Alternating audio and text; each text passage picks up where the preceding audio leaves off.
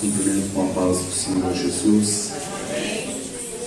Estamos muito felizes, alegres, agradecidos a Deus por esta solene oportunidade que nos dá de estarmos aqui com os irmãos.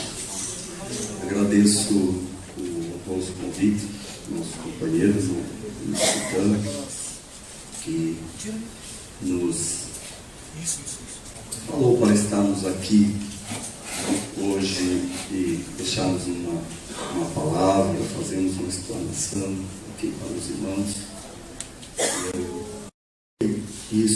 Nesta mesma festa chamada Pentecostes. Ocorre que nesse dia desta festa, os discípulos estavam lá no cenáculo, orando, e diz a Bíblia em Atos, capítulo 2, versículo 4, que o Espírito Santo veio sobre eles e começaram a falar em outras línguas, conforme esse mesmo Espírito lhes concedia que falasse, após eles ouvirem um som de um vento e verem línguas repartidas, como que de fogo, diz a Bíblia, sobre a cabeça de cada um deles. Então, nesta ocasião da festa de Pentecostes, os discípulos foram cheios do Espírito Santo, receberam o Espírito Santo, e a igreja passou a existir de fato. A igreja, enquanto instituição, passou a ter vida e ser conhecida ao mundo, ou pelo mundo. E Pedro prega, e naquele mesmo dia se converte 3.000 almas. Um outro momento, outra pregação, quase 5.000 almas. E assim a igreja nasceu, no dia de Pentecostes, debaixo do fogo do Espírito Santo, em meio a novas línguas, orações, louvores, gratidão ao Senhor. Assim nasceu a igreja primitiva, a igreja do Senhor Jesus.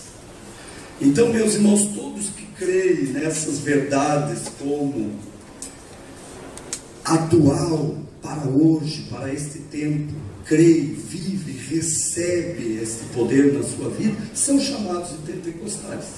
Porque ocorreu isso no dia de Pentecostes. Aleluia. Certo, irmãos? Este é o conceito bíblico. Nós vamos aos fatos históricos aqui do nosso movimento pentecostal. Ele tem origem na Bíblia, obviamente, como eu relatei, a partir de Atos capítulo 2.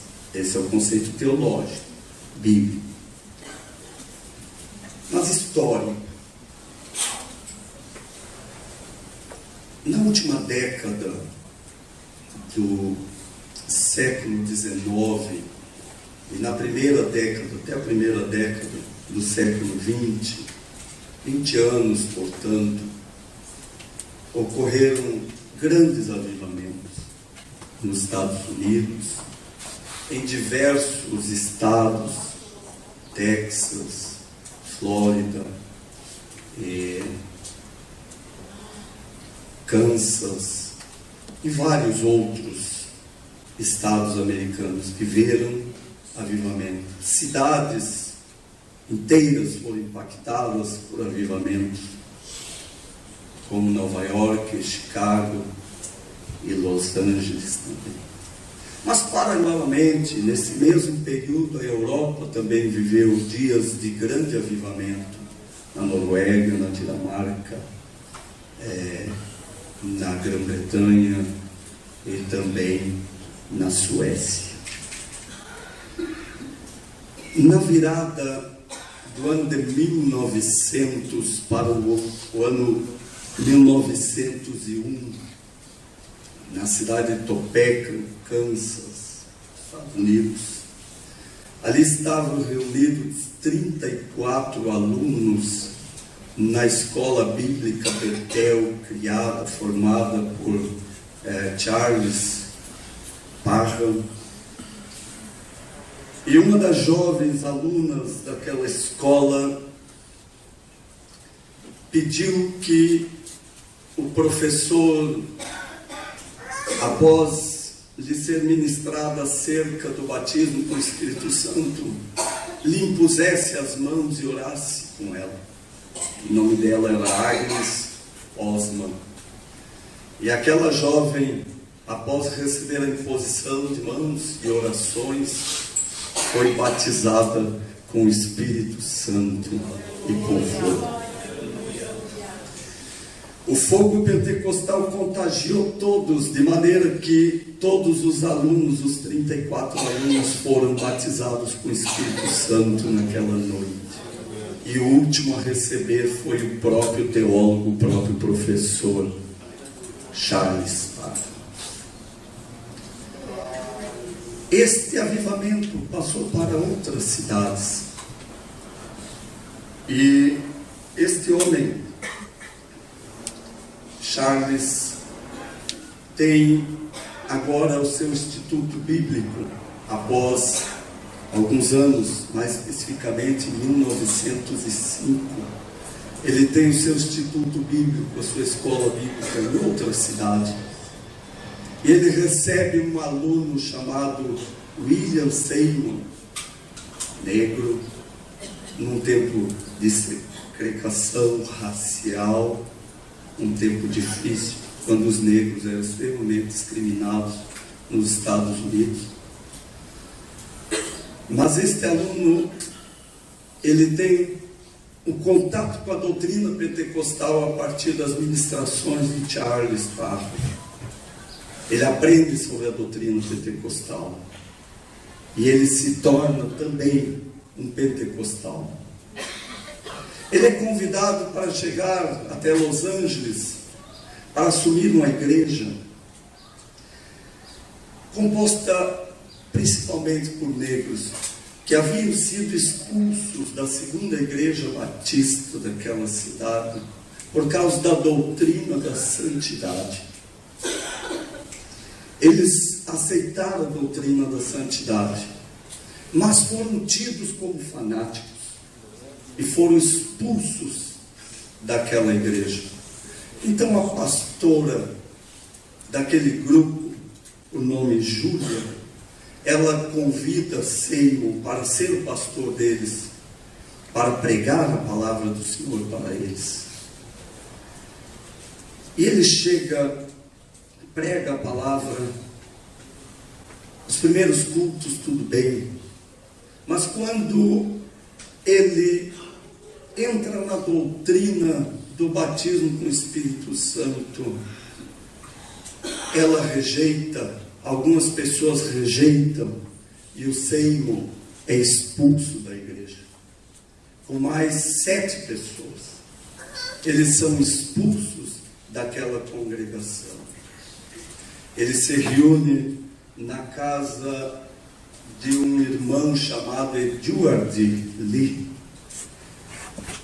E no dia 7 de abril de 1906, Jesus batiza com o Espírito Santo o dono da casa numa reunião de oração.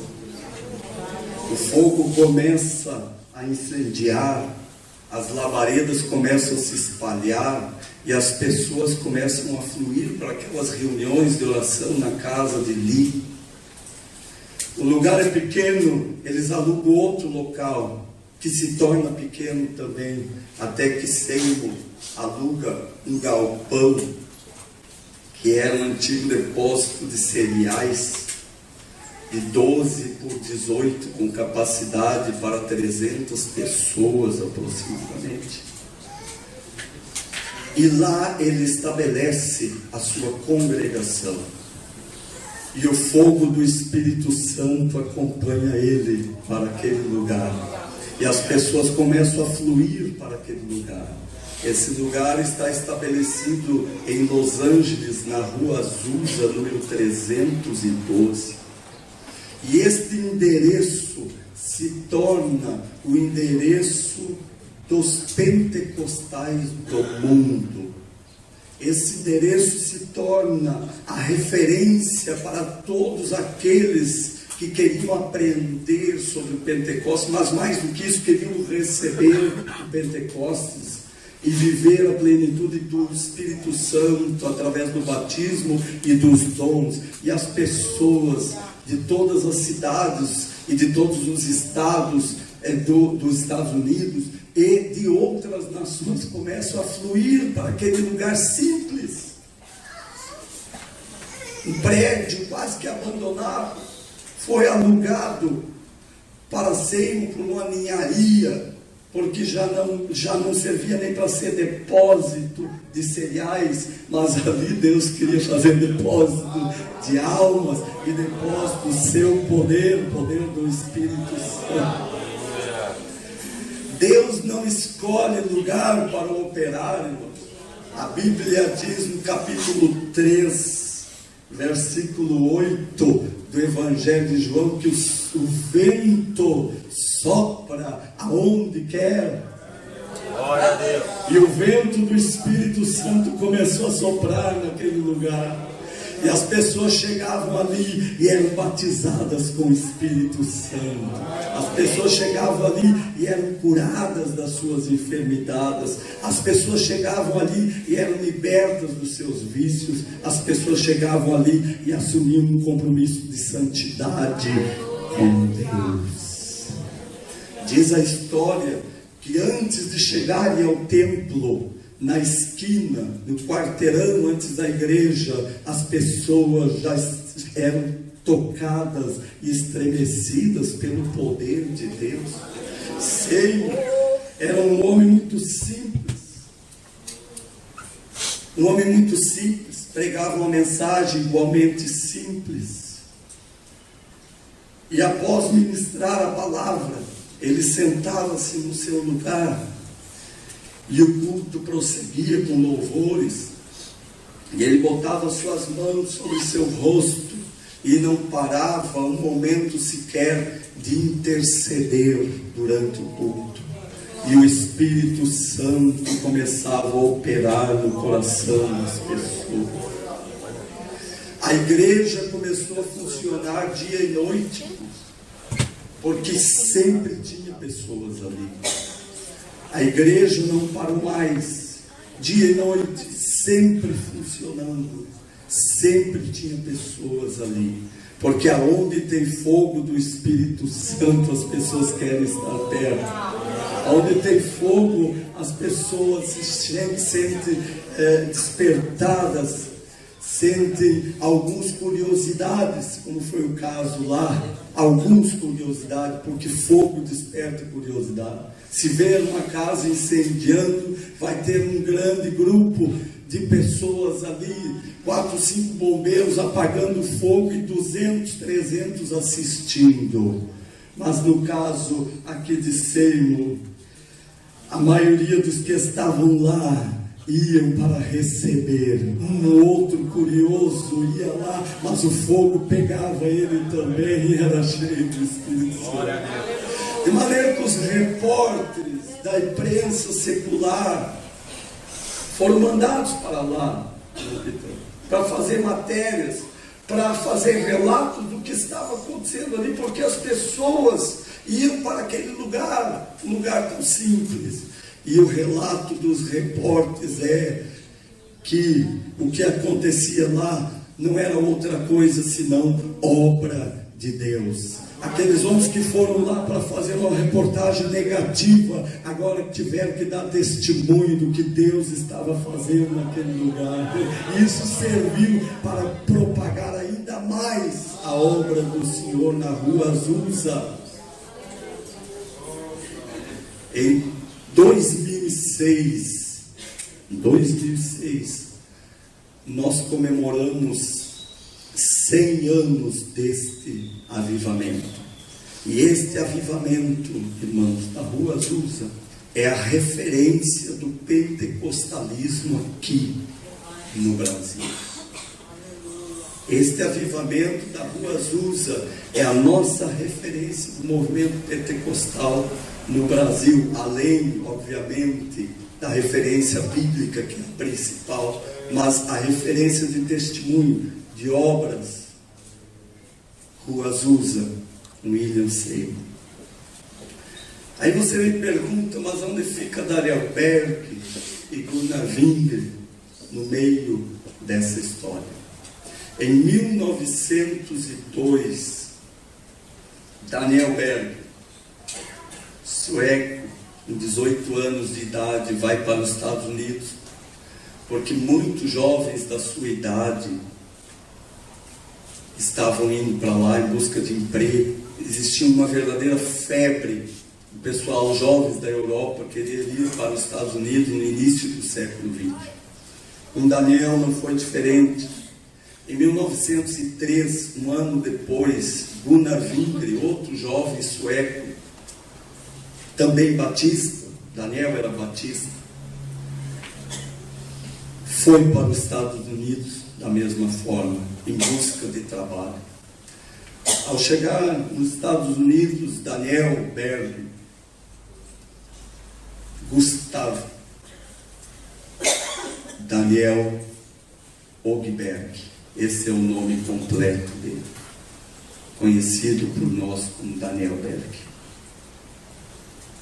Adolfo Gunnar Wingre, esse é o nome completo do pioneiro pentecostal no Brasil, mas conhecido por nós como Gunnar Wingre, e chamado carinhosamente pelo seu companheiro e amigo inseparável, Daniel Berg, chamado de Irmão Wingre, tão somente. Era assim que ele se chamava. Gunnar Wingre chamava Daniel de Irmão Daniel, e Daniel chamava ele de Irmão Wingre, porque Deus uniu esses dois homens, e não tinha outra palavra para eles se tratarem com melhor carinho do que esta palavra irmão, irmão. Mas seguimos aqui, relato.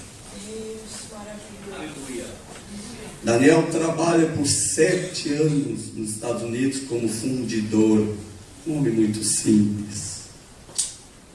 Ao cabo de 7 anos, agora já estamos em 1909, ele volta para a Suécia para visitar os seus familiares, pequena cidade de Vargo, onde nasceu. Sua mãe ainda está lá, seus familiares também. Mas não está lá o seu amigo de infância, chamado Levi Petrus. E quando ele perguntou acerca do seu amigo Levi Petrus, a sua mãe lhe informou, dizendo: ele tornou-se um pastor pentecostal. Ele não mora mais aqui, mora numa cidadezinha aqui próxima, e atende uma igreja, e ele é um pregador pentecostal. Daniel Batista, que era, mas não era batizado com o Espírito Santo, foi procurar o seu amigo. Chegou lá na hora do culto, Levi Petrus estava pregando, ele sentou-se nos bancos da igreja, ouviu a mensagem, e após o culto eles conversaram longamente sobre a doutrina do batismo com o Espírito Santo, a doutrina pentecostal. Levi Petrus ensinou, mostrou para Daniel na Bíblia acerca disso, e o jovem Daniel Berg mostrou-se muito favorável à nova doutrina que o seu amigo estava vivendo, nova para ele, mas doutrina desde sempre esboçada na Bíblia, o pentecostalismo. E ele disse: eu quero receber também, eu quero receber. Ele empreende a sua viagem de volta no navio. Ele ocupa quase que todo o tempo da sua viagem em orações, em oração, em busca incessante para receber o batismo do Espírito Santo. Ele olha e lê na sua Bíblia Atos 2, e lê vários outros textos que confirmam a doutrina do batismo com o Espírito Santo, e ele não cessa de pedir: eu quero receber, eu quero receber. E quando está chegando perto dos Estados Unidos, em pleno navio, Daniel Berg é batizado com o Espírito Santo. Ele recebe a promessa, ele fala novas línguas, ele é cheio do Espírito Santo. de Deus. De maneira que ele saiu dos Estados Unidos um crente tradicional, mas ele voltou um crente pentecostal cheio do Espírito Santo. Aleluia. Gunnar Wingre, em 1904, após trabalhar como jardineiro, como porteiro também nos Estados Unidos, ele se inscreve, uma vez que queria aprender mais da palavra de Deus, uma vez que no seu coração tinha desejo também de ser um missionário. Ele se inscreve no seminário batista sueco, e ele tira 5 anos de estudos neste seminário em Chicago.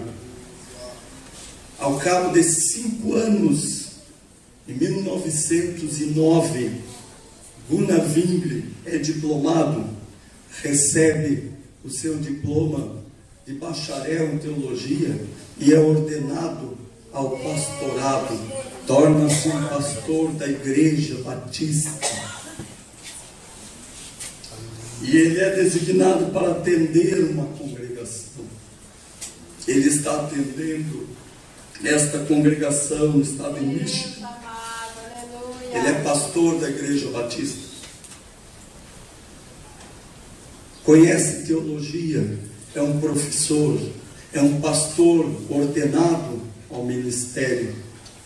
Mas ele sentia desejo de ter algo mais ainda. Ele quer ser um missionário. Então ele inscreve-se na Convenção Batista Americana e ele é designado para ser missionário na Índia. E quando ele está prestes a ser enviado para a Índia,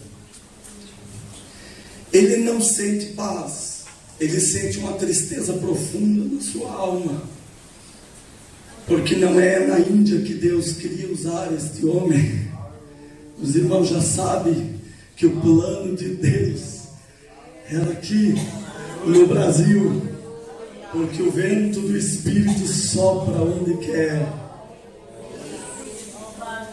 Ele é noivo de uma moça, e quando ele decide não ir para a Índia, esta moça rompe o noivado com ele. Mas ele fica firme. Não é como alguns jovens nos dias de hoje, que às vezes acaba o namoro, acaba a fé também. Mas vamos voltar aqui, vou doutrinar os irmãos hoje. Wingre permanece firme. E um dia ele visita a casa de alguém, uma irmã da igreja, que era pentecostal e que tinha o dom de profecia. Ele diz: você não pode ir para a obra missionária, você não será enviado para a obra missionária enquanto não receber o poder de Deus na tua vida.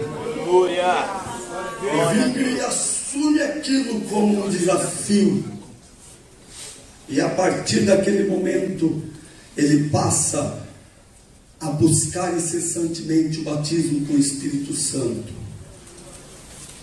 Mas quem quer fogo tem que ir aonde o fogo está. Aleluia. Quem quer ser pentecostal tem que se misturar com os pentecostais.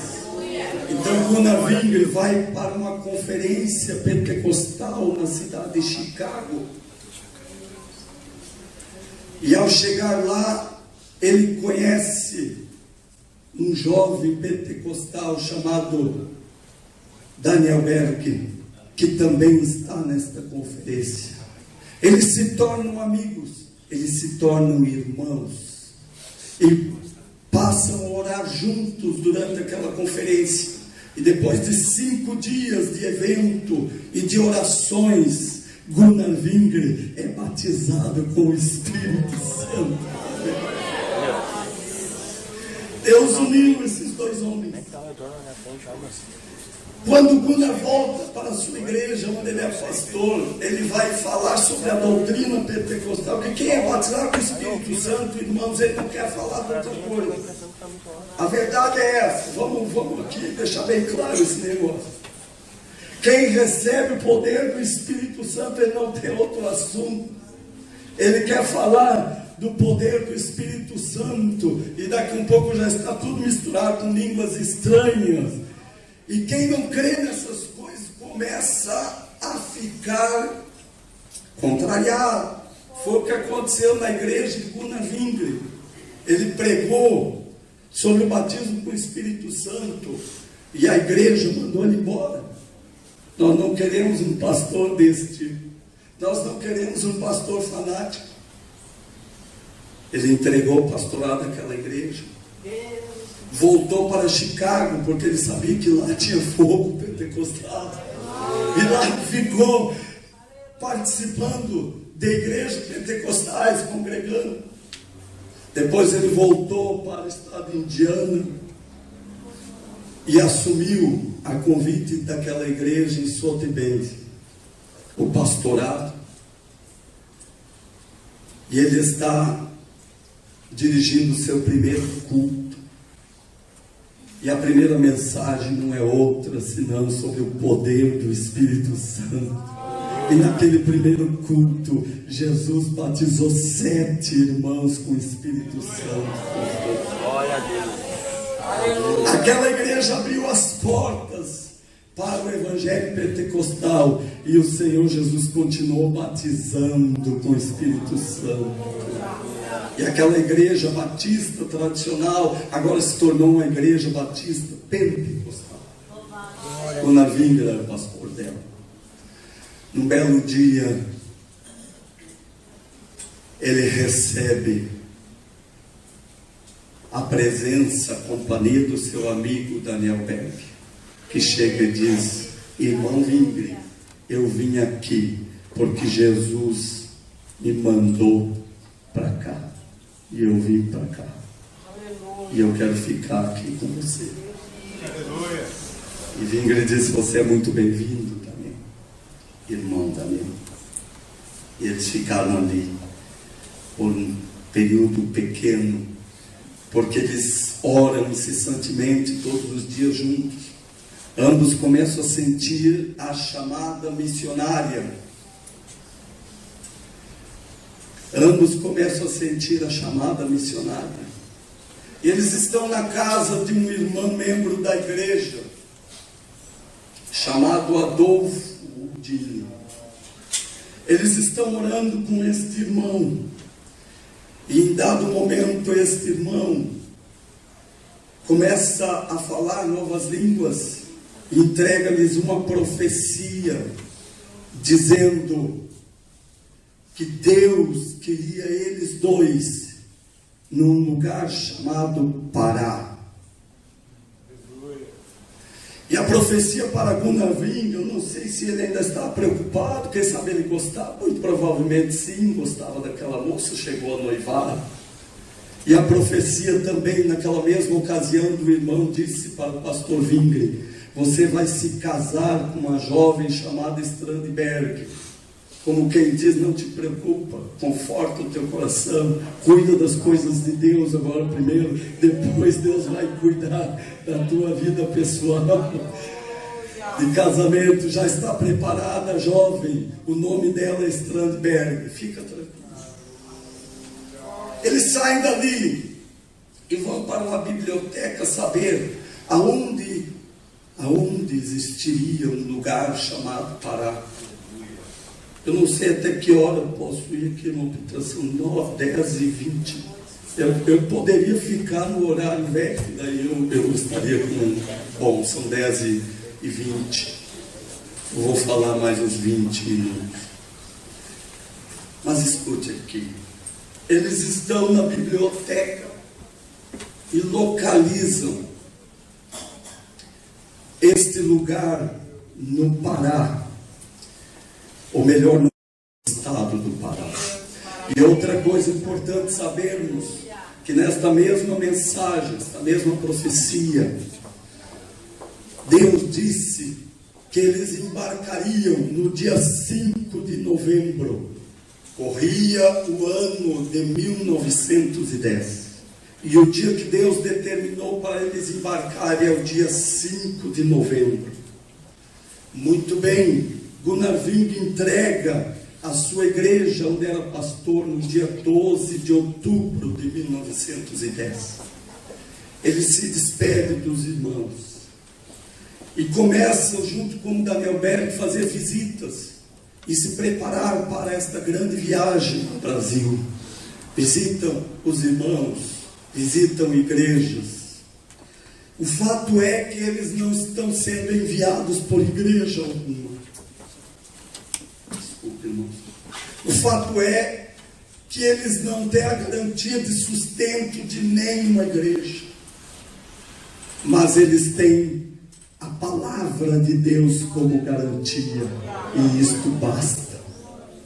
Aleluia. A palavra de Deus basta para nós. Se nós confiarmos, se nós tivermos fé, cremos com todas as forças da nossa alma, a palavra de Deus nos é suficiente, porque o que Deus fala, Ele cumpre, o que Deus diz, Ele garante, o que Deus fala, o que Deus comunica, o que Deus manda, Ele sustenta. Glória a Deus. Eles têm $90. Exatamente o dinheiro da passagem para o Brasil.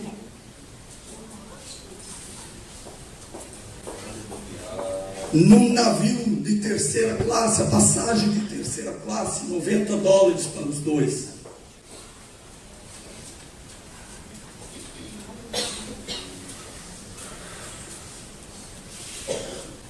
Eles estão visitando uma igreja.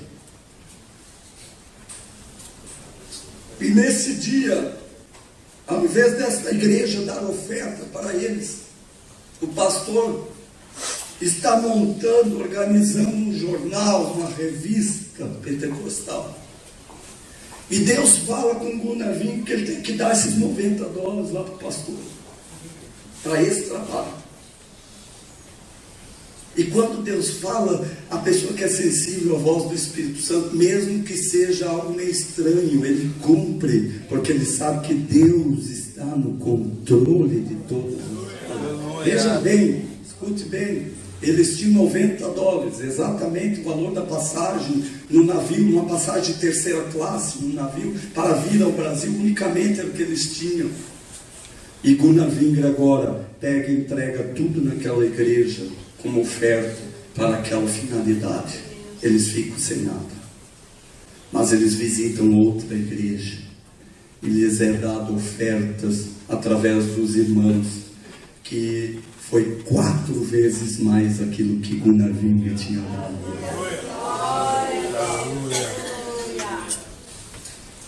Eles estão preparados para vir ao Brasil. No dia 5 é o dia que eles querem embarcar. Então, algum tempo antes, eles vão à companhia para comprar a passagem. Mas a surpresa deles é que no dia 5 de novembro não tem navio algum previsto para vir ao Brasil. Imagino que eles lembraram, mas Deus falou que é este dia. Eles estão firmes ali. Não tem navio. Não, mas nós não vamos sair daqui. Não tem navio. Não tem nada previsto para esse dia. E eles ficam lá igual. Deus disse que é esse dia. Eles ficam lá. E ficam ali. E ficam ali esperando o que vai acontecer. E daqui um pouco chega outro da companhia, outra pessoa que está observando aquela situação e diz: existe sim um navio previsto para esse dia. Esse navio já deveria estar viajando, mas ele ficou retido por reparos. E agora nós descobrimos que ele vai sair exatamente no dia 5 de novembro. O que Deus faz, os prazos que Deus dá, irmãos, os homens não tem que mudar, os homens não podem mudar. O que Deus determina Se Deus diz é hoje, vai ser hoje. Se Deus diz amanhã, vai ser amanhã. Ninguém muda a história que é escrita pelo dedo do próprio Deus. A história desta igreja, deste movimento pentecostal, é escrita pelo dedo do próprio Deus.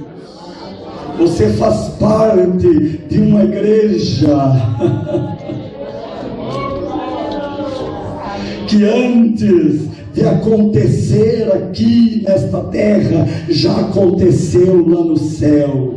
Você faz parte de uma igreja, de um povo, de um trabalho, de um movimento que antes de existir aqui já existiu lá na mente de Deus, no coração de Deus.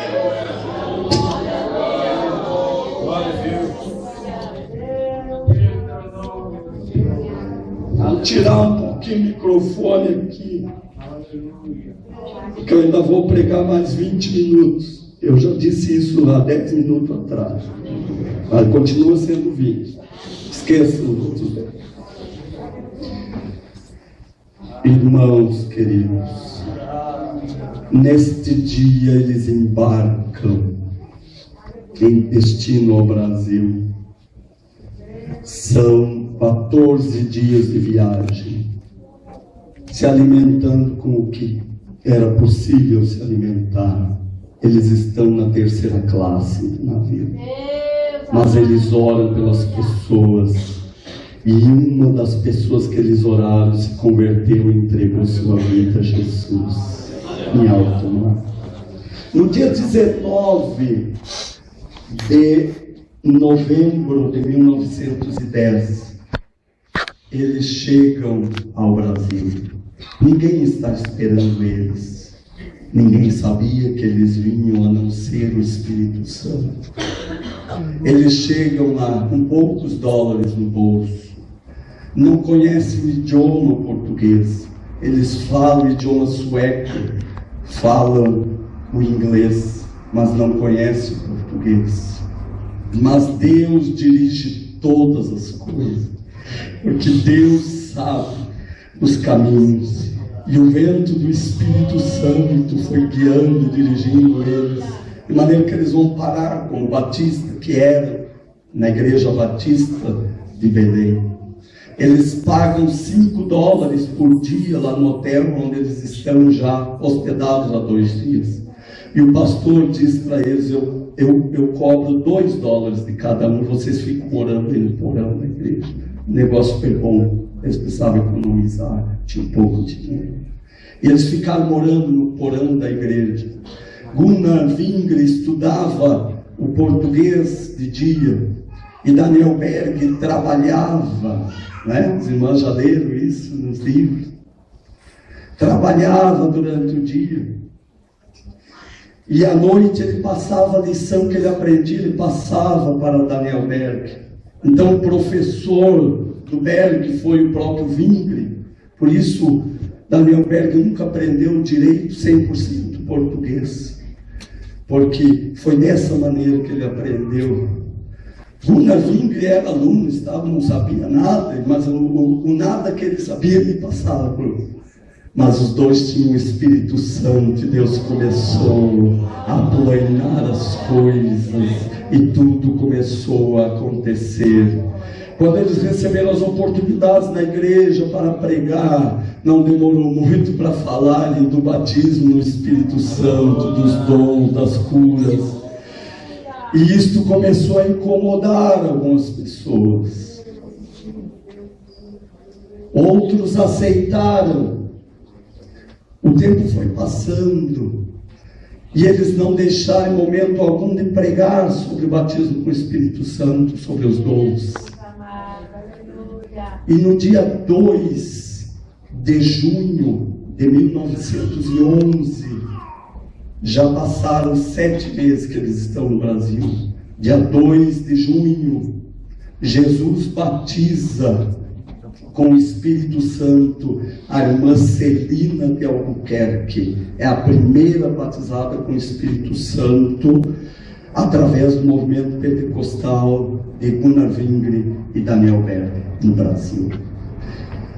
Por que eu digo a primeira deste movimento, porque em 1907,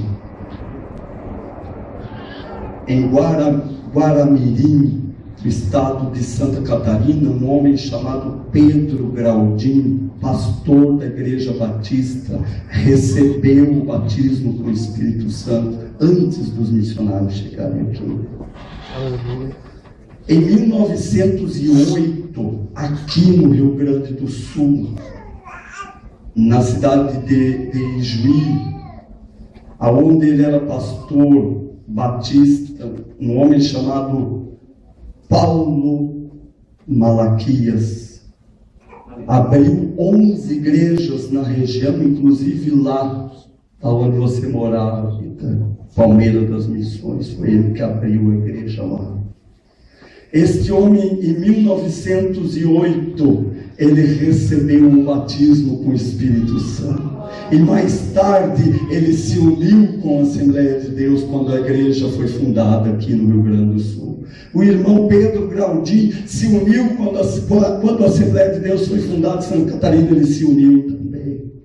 Então, a irmã Celina de Albuquerque foi em Belém do Pará a primeira que recebeu o batismo com o Espírito Santo. Mas aqui no sul do Brasil já existia chamas.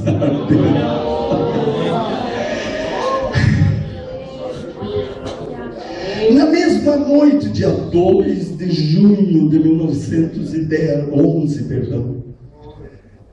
outra irmã, após a irmã Celina ser batizada, momentos em seguida, no mesmo dia, na mesma reunião de oração, a irmã Maria de Nazaré também recebeu o batismo com o Espírito Santo. Esse foi o estupim para que os contrários na Igreja Batista mandassem embora os missionários e todos aqueles que estavam de acordo com a doutrina pentecostal foram mandados embora, foram expulsos. Daniel Berg, Gunnar Wingren, mais 13 irmãos. E no dia 18 de junho, na casa da irmã Celina e do seu esposo Henrique Albuquerque, eles organizaram a igreja Missão da Fé Apostólica. Exatamente o nome da igreja de William Seymour, lá na rua Azusa. Isso mostra a influência daquele movimento pentecostal na vida de Daniel Berg e Gunnar Wingren. Tanto na rua Azusa como em várias outras cidades dos Estados Unidos, a igreja pentecostal era conhecida e chamada por este nome, Missão da Fé Apostólica. Mesmo nome dado à nossa igreja aqui no Brasil, ao movimento pentecostal no Brasil. Missão da Fé Apostólica. Nós recebemos o nome de Assembleia de Deus somente em 1918, irmãos.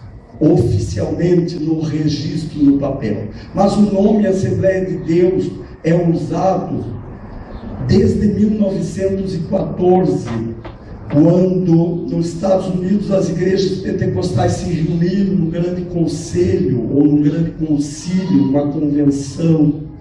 E um pastor chamado Thomas King Leonard, ele tem a sua pequena igreja no estado de Ohio, e ele participa desta conferência pentecostal, e cada um tinha uma igreja de um nome, e muitas delas eram chamadas de Missão da Fé Apostólica, ou outras simplesmente pentecostal.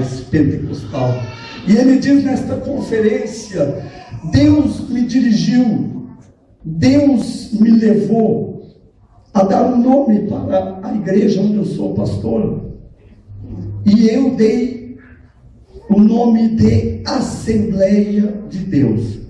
Isto ocorreu em 1912. O primeiro no mundo, a primeira igreja no mundo a usar este nome foi a igreja liderada pelo pastor Thomas King Leonard. E ele diz isso a 300 pastores que estão lá. E este nome cai como um orvalho do céu no coração dos pastores que estão ali. Glória a Deus. E eles chegam todos a um consenso: vamos todos usar esse nome, vamos todos adotar esse nome. E todas as igrejas pentecostais dos Estados Unidos passam a ser chamadas de Assembleia de Deus. Isto era no ano de 1914, no mês de abril, no concílio dos pentecostais, que ocorreu de 2 a 12 de abril. Gunnar Wingre e Daniel Berg, aqui, lideram o trabalho pentecostal. A igreja está crescendo. Eu tenho aqui 5 folhas anotadas. Nós íamos no mínimo até amanhã de manhã falando de tudo que eu anotei aqui. Mas me permitam aqui dizer apenas que em 1912, um ano depois, existia 41 crentes. E desses 41, 15 eram batizados com o Espírito Santo na igreja da Missão da Fé Apostólica em Belém, na nossa Assembleia de Deus. Em 1913, a igreja tinha 140 membros e 121 eram batizados com o Espírito Santo. Em 1914, a igreja tinha 190 membros. Desses 190, 136 membros eram pentecostais, falavam línguas estranhas.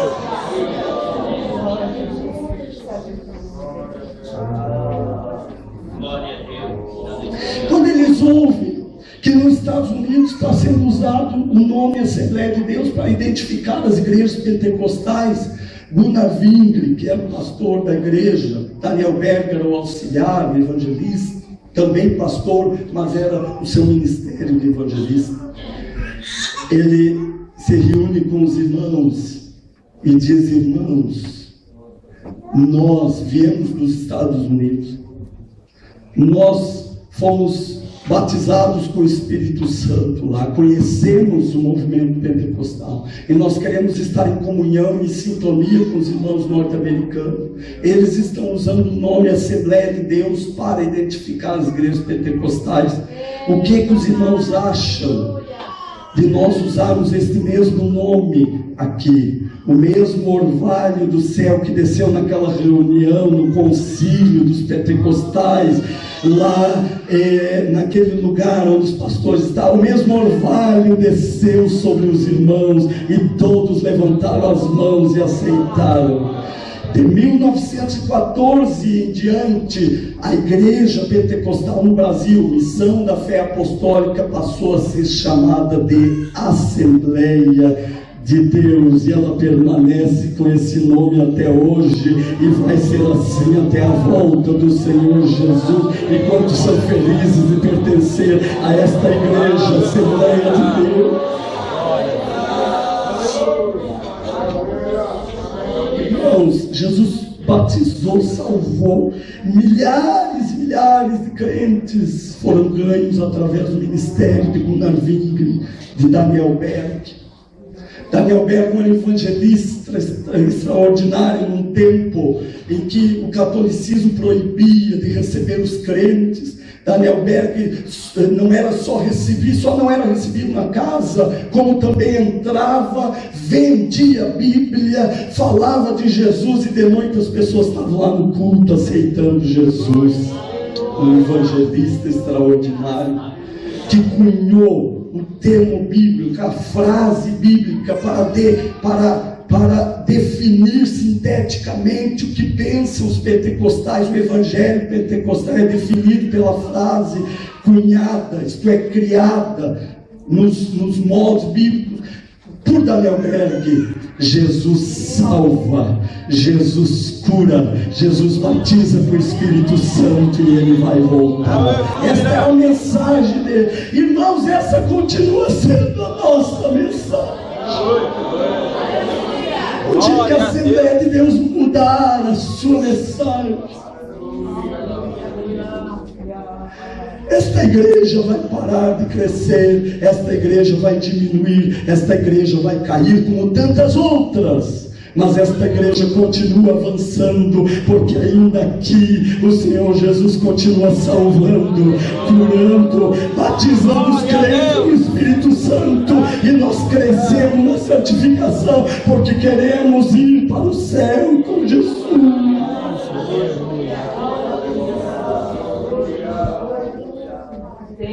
O ardor no coração deste homem, Daniel Berg, era tão grande que no fim dos seus dias,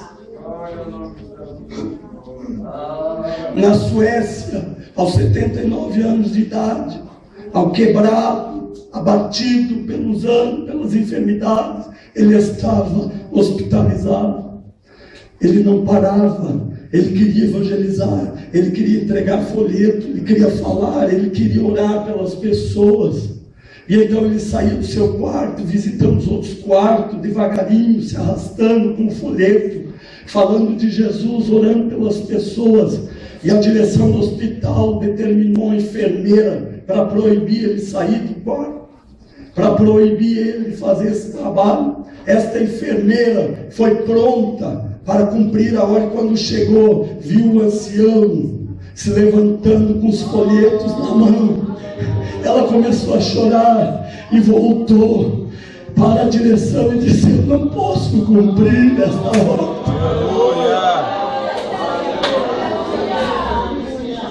Eu não posso cumprir esta ordem. E Daniel Berg foi até o último dia da sua vida pregando o Evangelho e ganhando almas para o Senhor. Aleluia! Gunnar Wingren, nos últimos dias de vida, ele morreu muito cedo, com apenas 53 anos de vida, na Suécia, um câncer no estômago. Quando ele estava no leito de morte, ele disse e mandou a sua esposa anotar uma última mensagem ao Brasil. Depois de tantos anos pregando aqui, dirigindo a igreja, ele não podia mais estar aqui por causa da sua saúde, mas o seu coração estava aqui.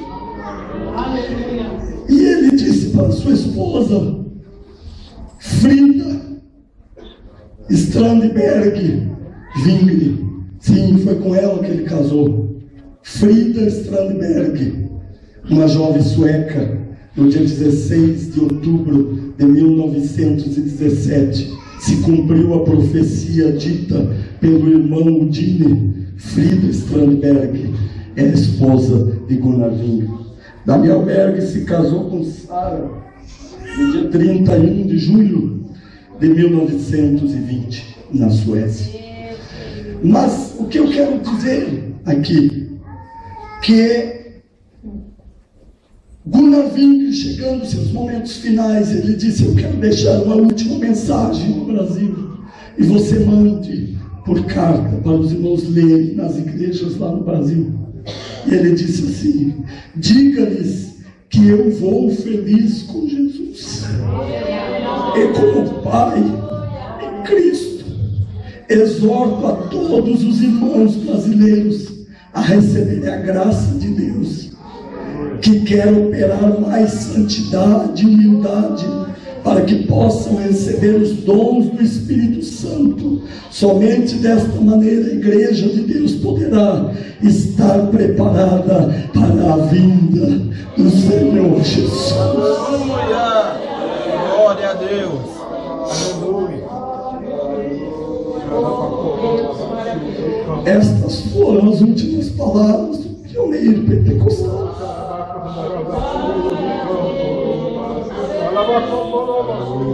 Aleluia! Glória a Deus! Dito isso, ele é muito fraco, começou a encerrar os seus derradeiros momentos aqui nesta terra. Lendo o Salmo 84, versículo 1 até o versículo 4, eu vou ler este salmo, eu vou encerrar. Gunnar Wingren leu o Salmo 84, versículo 1 até o versículo 4, que diz assim: quão amáveis são os teus tabernáculos, Senhor dos exércitos.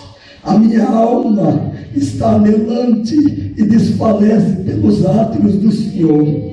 Meu coração e a minha carne clamam pelo Deus vivo. Até o pardal encontrou casa e andorinha ali para si e para sua prole, junto aos teus altares, Senhor dos exércitos. Rei meu e Deus meu, bem-aventurados que habitam em tua casa, louvar-te-ão continuamente.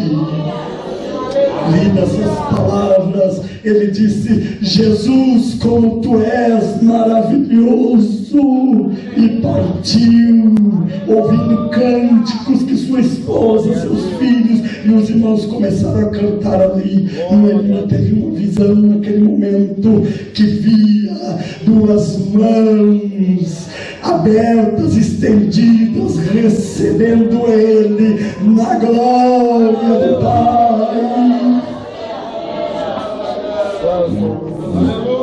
Vamos ficar de pé. Aqui no Rio Grande do Sul, a Assembleia de Deus iniciou em 1924, através de outro sueco, Gustavo Nord, um amigo de infância de Daniel Berg. Levi Petrus se tornou pastor da igreja Filadélfia de Estocolmo, uma igreja que na época, nos seus anos áureos, chegou a ter 6.000 membros. E esta igreja, Levi Petrus, em conjunto com algumas outras igrejas da Suécia, mandaram aqui para o Brasil pelo menos 50 missionários suecos para trabalhar aqui no Brasil, ajudando Gunnar Wing e Daniel Berg. Em 1914, Daniel Berg faz uma visita para o seu amigo pastor Levi Petrus, e a igreja Filadélfia de Estocolmo adota Gunnar Wing e Daniel Berg como seus 2 primeiros missionários. A partir daí eles começam a enviar missionários para o Brasil. Foi o que aconteceu em 1924, aqui no Rio Grande do Sul. Gustavo Nord foi enviado e abriu a igreja Assembleia de Deus aqui no Rio Grande do Sul. A igreja Assembleia de Deus no Rio Grande do Sul conta com 500.000 membros em comunhão. Começou com uma só pessoa, que nem saiu para ir ao culto naquele dia 15 de abril de 1924. Ele chegou e entrou no pequeno salão apenas para se abrigar da chuva, mas outra chuva pegou ele. Aleluia!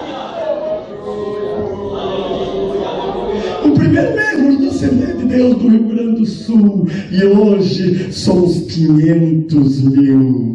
Eu preciso encerrar aqui, mas eu quero te dizer que em 1946, a mesma missão sueca, o mesmo pastor Levi Petrus enviou para cá um homem chamado Nils Aranger. Eu conheci ele, eu abracei ele, eu apertei ele. Eu conheci também, irmãos, um homem chamado Ivar Vingre. Esse nome Vingre lhes é familiar. Falei o tempo todo aqui. Esse homem chamado Ivar Vingre era filho mais velho de Gunnar Vingre. Me deu aula no seminário. Eu abracei ele, eu apertei ele também. Mas como era muito ingênuo, ainda sou bastante. Melhorei um pouquinho, ainda sou. Mas eu era mais naquela época. Eu não tinha uma máquina fotográfica. Eu não anotei o sermão que Ivar Ving pregou para nós no seminário aquele dia. Eu não anotei nada disso. Como eu fui ingênuo. Aleluia! Mas está chegando a hora. Daqui a pouquinho, eu vou rever esse irmão lá no céu. Aleluia! Mas eu quero ver o pai dele também, Gunnar Vingre. Eu quero ver Daniel Berg também. Eu quero ver Jesus. Glória a Deus! Nosso amado Salvador Jesus. Todo Deus. Eu quero agradecer, Jesus, por ter mandado para cá esses dois homens e não quiser. Aleluia. Preciso encerrar. Escute aqui. Em 1958, em uma entrevista, põe lá na internet, você vai ver, entrevista de Albergue. O pastor que estava entrevistando ele perguntou ao irmão Daniel: qual é o segredo da igreja crescer como ela cresceu? E ele disse com o seu poder, com o seu português todo assim, com dificuldade, ele disse: irmão, o segredo é o poder do Espírito Santo que está no meio desta igreja. Aleluia. O segredo é que Jesus continua salvando, curando, libertando vidas. Este é o segredo do crescimento desta obra. Eu concluo agora dizendo que esta chama é que faz com que a igreja esteja em pé. Aleluia. Nós estudamos. Eu tenho 3 faculdades. Não vale nada se eu não tiver o poder do Espírito Santo comigo. As nossas igrejas cresceram. Temos lindos templos, cadeiras estufadas. As nossas igrejas são bonitas. Os nossos membros estudaram, evoluíram intelectualmente, financeiramente. Temos pós. Todos aqui vivem uma vida tranquila. As nossas igrejas, muitas delas, grandes igrejas, têm recursos, têm dinheiro. As nossas igrejas são reconhecidas no Brasil pelas autoridades. Na época de Gunavik e Daniel Berg eram perseguidos, os crentes eram perseguidos, chamados de bode, de cães, de traidores. Eram perseguidos, os irmãos se reuniam às escondidas. E às vezes chegava o padre, ou chegava o delegado, ou chegava a brigar para terminar com o culto. Hoje não acontece nada disso. Nós podemos fazer culto aos ar livres, publicamente, nas praças, em qualquer lugar. Podemos fazer o nosso trabalho. As autoridades nos aplaudem, as autoridades nos incentivam.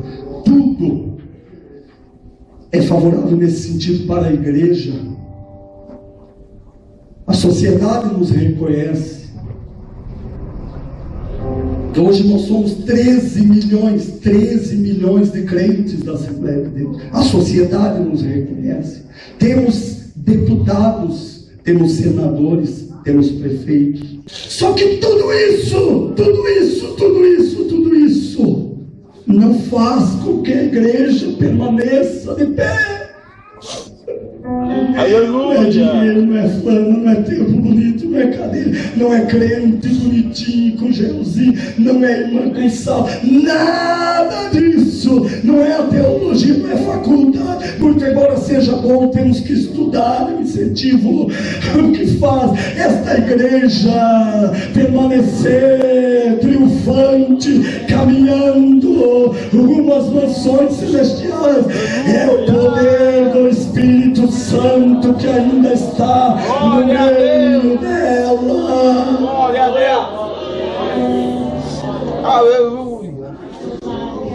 O dia que este poder sair do nosso meio, irmãos, nós podemos continuar sendo chamados de assembleia, mas não poderemos mais ser chamados de Deus.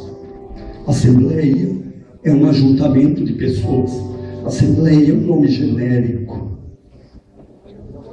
Um nome genérico que identifica uma reunião de pessoas. Assembleia. Agora, quando eu digo Assembleia de Deus, eu estou dizendo que esta reunião não é uma reunião qualquer. Eu estou dizendo que esta reunião não é uma reunião como as outras. A Assembleia de Deus é a reunião de faz presente, aonde Deus está pelo seu Espírito Santo. Ele está aqui. Aproveitando que o Senhor está aqui, levante as tuas mãos, ore comigo, vamos agradecer.